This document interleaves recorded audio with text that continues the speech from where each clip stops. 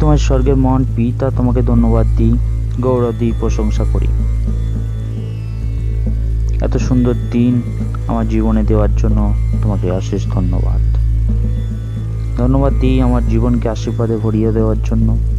ধন্যবাদ দিই আমার ফ্যামিলির জন্য এবং আমার প্রিয় বন্ধু বান্ধব, আত্মীয় স্বজন, প্রতিবেশীর জন্য।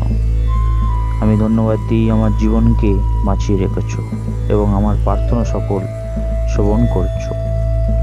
প্রভু, যখন আমি আজ ঘুমাতে যাব প্রভু, তখন আমার সমস্ত চিন্তা ভাবনার ভার, সমস্যা, অসুবিধা তোমার হস্তে রাখি।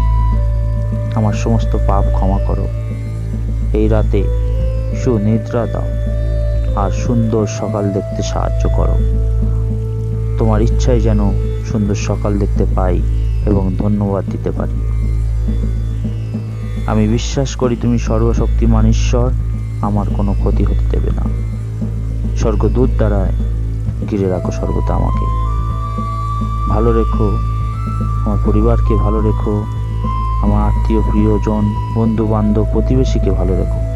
কারণ তুমি বলেছ যাত্রা পুস্তক তার 14 পদে, আমাদের হয়ে তুমি যুদ্ধ করবে, আমরা যেন নীরব থাকি। প্রার্থনা শুনলে ধন্যবাদ দিই, প্রার্থনা যিশু নামে চাই, আমিন।